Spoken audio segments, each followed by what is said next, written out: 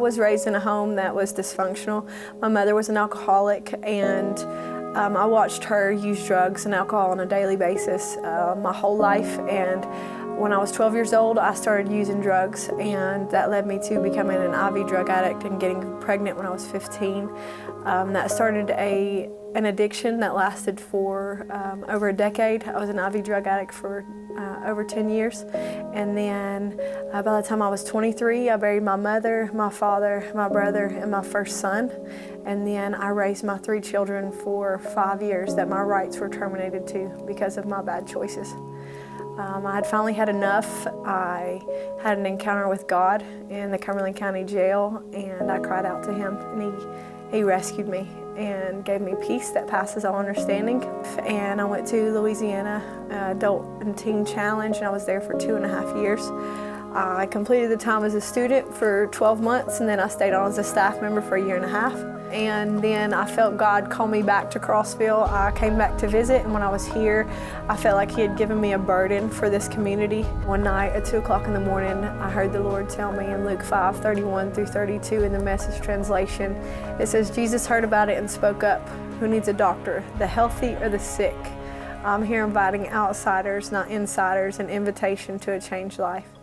And so from that point, I knew that I was supposed to tell everybody that there was an invitation to a changed life. Before I went to Teen Challenge, before I asked the judge to go to Teen Challenge, they said that I was going to be going to prison, and then they put me off for 30 days. And so when I went back into court, the judge that told me that I was going to be going to prison had woke up with the flu that day. And so the sit-in judge, I believe it was divine intervention, but the sit-in judge actually approved me to go to Teen Challenge. And so I went to Louisiana Teen Challenge. But before I went, I had been praying and asking God to give me hope for my life. And so the lady that had adopted my children came to the jail to see me, and I asked her. When I seen her, I hadn't seen her in 2.5 years. I said, what are you doing here? She said, I came to bring you hope for your life. And so I knew immediately that God had a plan for my life, and that hope motivated me. And so I got on a bus to go to Louisiana Teen Challenge, and while I was there, she sent me letters and pictures and allowed me to watch my children to grow up.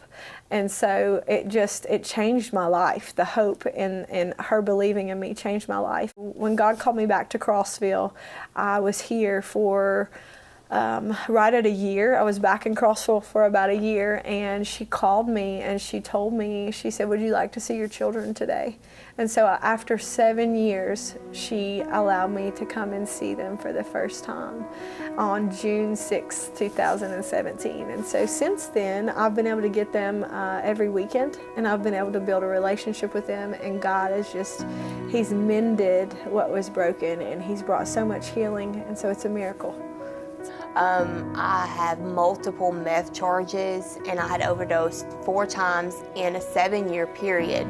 2 of the times I had been hospitalized, and then 2 of the times I was left for death because people didn't want to be busted with drugs, or they just didn't care.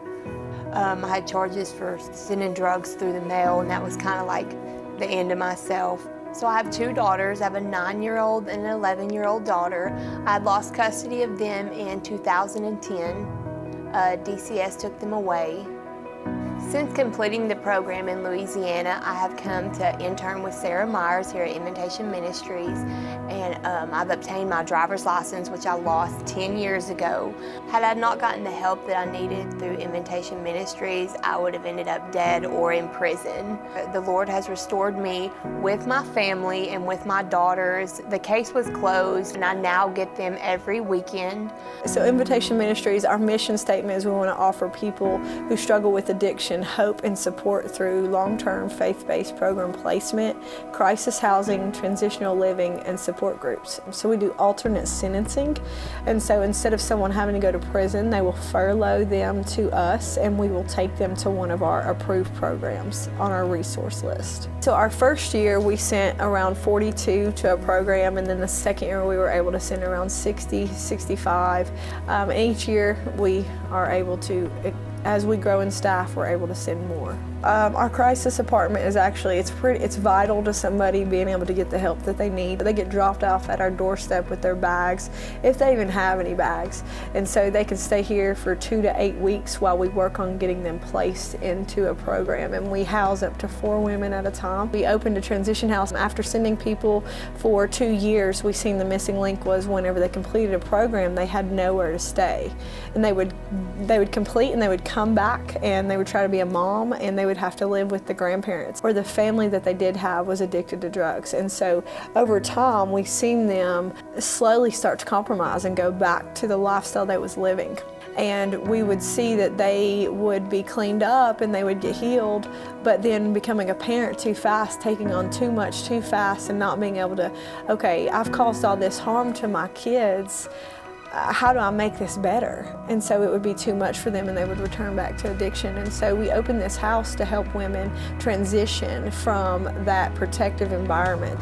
My name is Kevin Wood. I'm a detective with the Crossville City Police Department. This county has had a history having a lot of meth use here. But you know, meth and the opioids, the pain pills, things like that, that's very common. And myself and other officers around here, we see a lot of faces that we used to see in not so good situations, and now, you know, we see them in good situations. And what Sarah does in Invitation Ministries, it's a conscious effort to make help available.